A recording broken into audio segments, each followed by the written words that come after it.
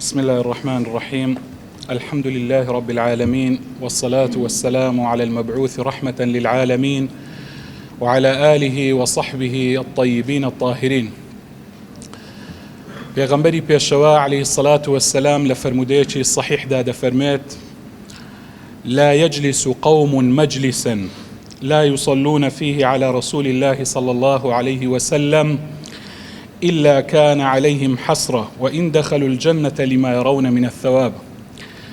پیغمبر صلى الله عليه وسلم فرميت: هر مجلسك هر كورك كمسلمانان تيدا كوب بنوام أفرمي ئەگەر بێت و سەڵەوات لەسەر پێغەمبەر نەدەن عليه الصلاة والسلام ئیلا ڕۆژی قیامەت پەشێمانە بنەوە. ئەگەر بێت و ئەوانە چوبنە بەهەشتیش لە بەهەشتیش هەر پەشێمانە بنەوە کە سەڵەواتیان لە پێغەمبەر نەدا عليه الصلاة والسلام، لەبەر ئەوەی لەوێن دەرێ ئەجر و پاداشتێکی یەکجار گەورە ئەبینن کە بۆ ئەو کەسانە هەیە کە سەڵەواتیان لە پێغەمبەری دا عليه الصلاة والسلام. ئێمە سەرەتا پێشەوەی دەست پێ بکەین سێ سەڵەوات لەسەر پێغەمبەری دەن عليه الصلاة والسلام. اللهم صل على سيدنا محمد وعلى آله وصحبه وسلم. اللهم صل على حبيبنا محمد وعلى آله وصحبه وسلم. اللهم صل على شفيعنا محمد وعلى آله وصحبه وسلم. خۆشەویستان، پێم خۆشە لەو چەند دقیقەیە کە لە خزمەتتاندا لە خزمەت فەرمودەیەکی پێغەمبەری پێشەوا بن عليه الصلاة والسلام. ئەو فەرمودەیە طبعا پێغەمبەری خوا عليه الصلاة والسلام فەرمودەیەکە مرۆڤی مسلمان ئەشوبهینیتن بە مێشە هەنجوین. مرۆڤی مسلمان لەگەڵ مێشە هەنجویندا وێکیانە چوینیتن. جا با تەماشاکەین، یعنی بۆ پێغەمبەری خوا عليه الصلاة والسلام بۆ مرۆڤی مسلمان بە مێشە هەنجوینە شوبهینیتن. طبعا ئیسلامەتی خۆشەویستان، ئیسلامەتی قسە نییە. ئیسلامەتی ئەوەندەی صفاتە، ئەوەندەی کردارە، ئەوەندەی جێبەجێکردنە، ئەوەندە قسە نییە. لۆیە پێغەمبەری خوا عەلەیهی سەڵاتو وسەلام لە هەموو دەرفەتێکدا ویست کە مسلمانان تێبگەینیتن کە بتوانن خۆیان بەو صفاتانە بڕازینەوە. جا لەو فەرمودەیە پێغەمبەر صلی الله علیه وسلم فەرمی: مثل المؤمن مثل النحلة لا تأكل إلا طيبة ولا تضع إلا طيبة. أفرمي نموني مروفي إنساني إيمان دار وكو ميشهنجين وايا، تنهاشتي باك أخوات وتنهاشتي باك دانيتن، خواردني باكا دانانيشي هر باكا. للروايات اشتردا فرميتن: والذي نفس محمد بيده إن مثل المؤمن لكمثل النحلة.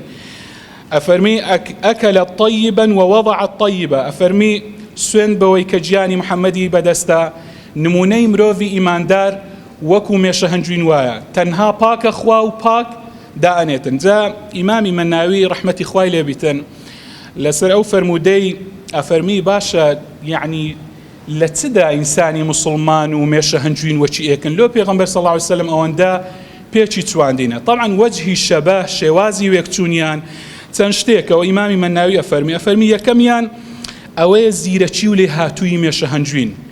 مێشە هەنجوین زۆر لێ هاتووە، زۆر زیرەکە، زۆر دانایە، کەواتە مرۆڤی مسلمان دەبی هەوڵداتن نابی فەقیر حاڵ بیتن، نابیتن یعنی وا لە خۆی بگەڕێتن خۆی پێنەگەینیتن. ئەفەرمی یەکەم زیرەکی و لێ هاتووی مێشە هەنجوین. دوو ئەفەرمی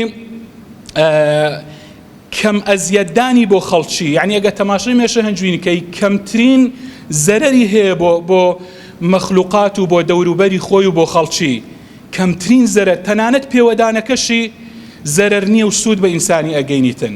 ئەویش هەر شیفایە بۆ نەخۆشیەکان. ئەو جا ئەگەر تەماشایکەی یعنی سوودی چەندە زۆرە، ئەگەر بێت و تەماشای مێشە هەنجوینکەی سوودەکانی باس بکەی بە 4-5 محاضەرەی نابڕێتەوە. اینجا قەناعەتی، ئەوجا بەردەوامی مێشە هەنجوین و کارکردنی تەنانەت لە شەویشدا، یعنی هەوڵدانی بە شەو و بە ڕۆژ کە کۆڵ ناداتن. خۆپاراستنی مێشە هەنجوین لە پیسی، یعنی لە هەرچی شتی پیسە مێشە هەنجوین خۆی ئەپارێزیتن، لەسەر شتی پیس هەڵانیشیتن. اینجا خواردنی پاچی و یەک شتی دیکەی مێشە هەنجوین ئەوەیە کە لە غەیری کەسابەتی دەستی خۆی کەسابەتی دەستی خەڵکی دیکە ناخواتن. اینجا تاعەت و گوێڕایەڵی مێشە هەنجوین بۆ ئەمیرەکەی خۆی، بۆ میری ئەوانە هەمویان خاڵی گرنگن کە پێویستە مرۆڤی مسلمان ئەو خاڵانە مێشە هەنجوین ئەوانەی کە تێیدایە بتوانیتن لە خۆی جێبەجێکە.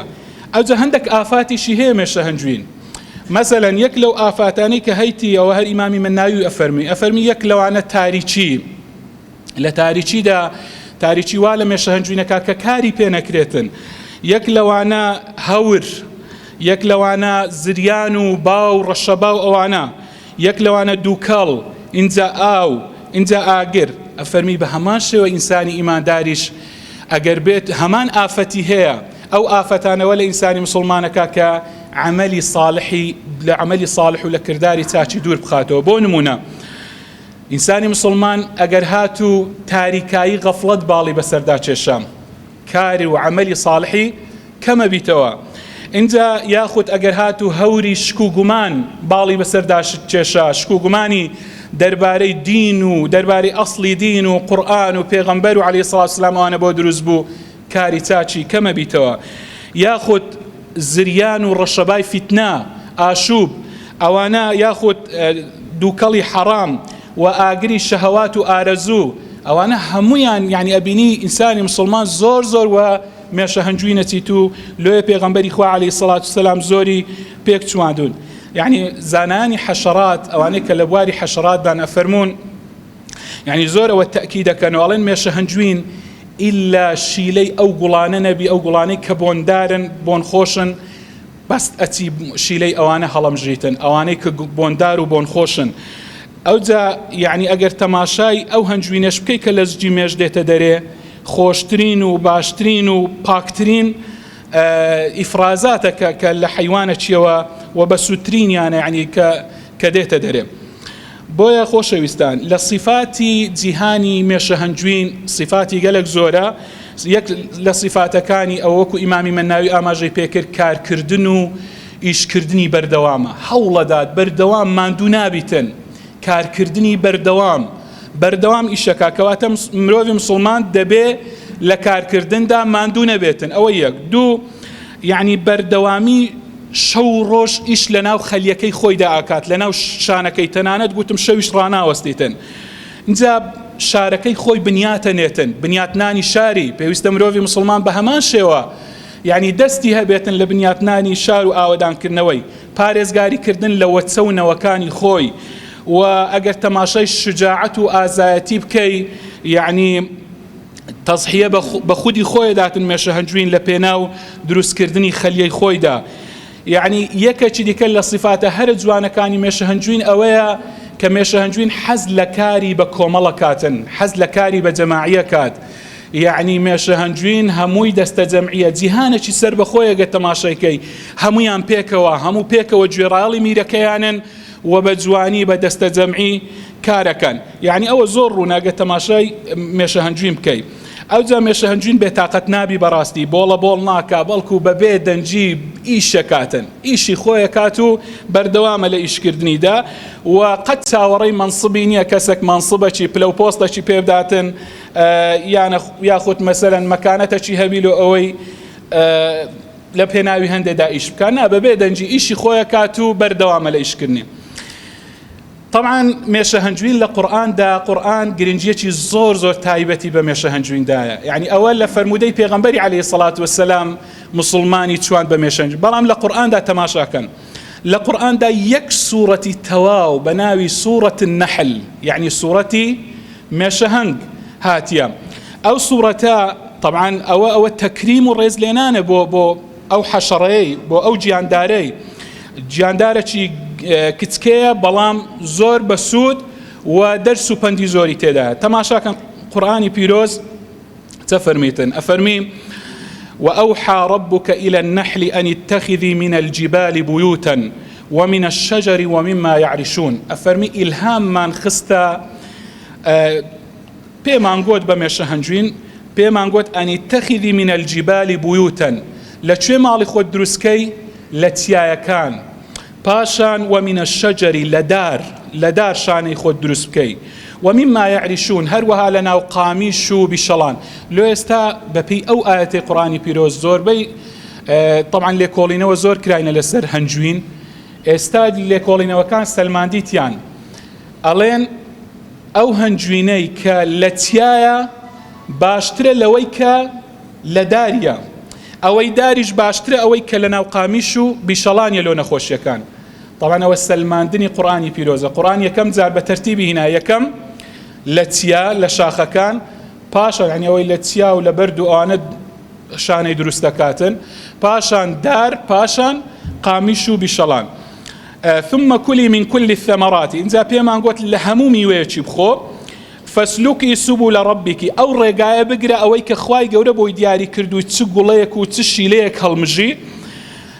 يخرج من بطونها شراب مختلف ألوانه، طبعا أفرمي لنا وجي مێژدا خواردنەوەی جۆرا و جۆر دێتە دەرێ. طبعا ئەگە تەماشاکەی هەنجوینە یعنی عکبەرە پرۆپۆلیۆسە کۆمەڵێک شتە کە مێش دروستی ئەکاتن. ئەفەرمی فيه شفاء للناس، طبعا لە هەنجویندا شیفا بۆ خەڵک هەیە، نەیفەرمووە شفاء لكل داء، فەرموویتی فيه شفاء للناس، شیفایە لۆ نەخۆشیەکان لۆ خەڵکی، بەڵام نەک لۆ هەموو نەخۆشیەکی، چونکە هەندێک نەخۆشی هەیە ئەگەر هەنجوینی بخواتن لەوانەیە پێ بمریتن. بۆ نمونە ئینسانی تادار ئەوەی تای لێبیتن نابی هەنجوینی بخوا، بەڵام ئەفەرمی شیفای تێدا بۆ خەڵکی. بەرحاڵ ئەوە بابەتی مە نییە، ئەوەی بابەتی مە گرنگە چی یعنی بۆ پێغەمبەر عەلەیهی السەڵات وەسسەلام تەشبیهی ئینسانی ئیمانداری کرد بە مێشە هەنجوین. یعنی ئەو وێکچوونە چییە؟ یەکەمیان لە نێوان ئیماندار و لە نێوان مێشە هەنجوین. مێشە هەنجوین پێغەمبەر صلی الله علیه و سلم فەرمووی لا یأکل إلا طیبا، ئەوە صفەتی چییە؟ صفەتی مێشە هەنجوینە، کەواتە ئیمانداریش بە هەمان شێوە پێغەمبەر صلی الله علیه و سلم فەرمی لا تصاحب إلا مؤمنا ولا يأكل طعامك إلا تقي. ئەفەرمی ئینسانی مسلمانیش نابی هاوڕێتی ئیلا کەسی ئیماندار، یعنی تەنها هاوڕێتی ئیماندارەکەی. پێویستە ئینسانی مسلمان هاوڕێتی لەگەڵ کەسانی ڕێک و پێک و مسلمان دابکە و ئەوەی خواردنی شت ئەخوا دەبی کەسێکی لە خواترز بی. تەماشاکەوە خاڵی یەکەمێک چون. دووەم المؤمن طبعا لا يقول إلا طيبا، چۆن مێشە هەنجوین کە هەنجوینە داتن بە هەمان شێوە ئینسانی مسلمانیش ئەو قسەی کە ئەکاتن تەنها قسەی باشەکات. پێغەمبەر صلی الله علیه و سلم فەرمی من كان يؤمن بالله وباليوم الآخر فليقل خيرا أو ليصمت. إنساني مسلمان كاتك قسيك كات يان قسي باشا كات يان خوي بيدنگ كات. بيغمبر صلى الله عليه وسلم فرمي اوي باوري بخوا وبروجي دواي هي يان بابي دنگ بي يان اگر قسيكي كر باقسك خير بيتن. كواتا بهمان شوي ميش هنجوين لا يأكل إلا طيبا ولا يقول إلا طيبا. إنساني مروفي مسلمان حەزی لە کاری بە جەماعی کۆمەڵە، چۆن مێشە هەنجوین حەزی بەکاری بە کۆمەڵە، یعنی مێشە هەنجوین هەمووی هاوکاری یەکتریە. پێغەمبەر صلی الله علیه و سلم فەرمی المؤمن للمؤمن كالبنيان، ئەفەرمی ئیماندار بۆ ئیمانداری وەکو کەلبونیان، وەکو بینایەت وایە، وەکو دیوار وایە، هەمووی یعنی خشت خشتی ئەگریتن. ئاوا بە هەمان شێوە ئینسانی مسلمانیش هەمویان تەواوکەری یەکترین. ئەفەرمی یەشد بعضه بعضا، یەکی ئەگریتن پشتی یەکە گرن، هاوکاری یەکتری ئەبن و یەکتری تەواوەکەن. ئەگە تەماشای سیرەتی پێغەمبەر کەین عەلەیهی السەڵات وەسسەلام، پێغەمبەر صلی الله علیه و سلم لە هەندێک لە سەفەرەکانی کە فەرمانی بە سەحابە ئەکرد ئەی فەرموو بڕۆن فڵان کاوڕەی فڵانە حەیوانەی بکوژنەوە، ئەدی یەک سەحابەیەک ئەیگۆ ئەی پێغەمبەری خوا صلی الله علیه و سلم کوشتنەوەکەی عایدی من، یەکێکی دیکە ئەیگۆت گورانەکەی عایدی من، یەکێکی دیکە ئەیگۆت ئاگرکردنەوەکە و لێنانەکەی عایدی من. پێغەمبەری خوا صلی الله علیه و سلم ئەی فەرموو کەواتە دارکۆکردنەوەکانیش عایدی من، ئەمن کۆیەکەمەوە. هەمویان تەواوکاری یەکتری بوون. بە پێغەمبەریان ئەگۆ صلی الله علیه و سلم نحن نكفيك يا رسول الله، ئێمە بەسین ئەی پێغەمبەری خوا، تۆ دانیشە با ئێمە خزمەتت بکەین، تۆ چۆن ئەکرێت ئەتو دار و شتیوا لە کۆ بکەیەوە. پێغەمبەر صلی الله علیه و سلم فەرمووی قد علمت أنكم تكفوني، دەزانم کە ئێوە بەسن، ئێوە ئیشەکانەکەن، بەڵام ولكني أكره أن أتميز عليكم، بەڵام ئەمن پێم ناخۆشە ئەمن لە ئێوە جیاب بمەوە، ئەمن خۆم لە ئێوە جیاب بکەمەوە. ئەها قائیدی مسلمان، سەرکردەی مسلمان، بەرپرسانی مسلمان هەمیشە پێشەنجیان پێغەمبەری خوا عەلەیهی السەڵات وسەلام. بۆیە بە درێژایی مێژوو سەرکردە مسلمانەکان یعنی قەت خۆیان جیاواز نەکردیتەوە لە خەڵک و لە تەواوی هاوڵاتیان. اینجا ئەوە یعنی یەکێکی تر لە خاڵەکان. طبعا ئەگەر تەماشاکەین نیشانە و مەلامحی ئیشی بە کۆمەڵ، کاری بە کۆمەڵ لە مێشە هەنجویندا و باسم کرد، یعنی گوتم مێشە هەنجوین زۆر حەز بە کاری بە کۆمەڵ و دەستە جەمعیەکە. طبعا ئەوە لە دینی ئێمەدا، لە عیباداتەکانی ئێمەدا ئەوە زۆر ڕەنجی دایتەوە. تەماشاکەن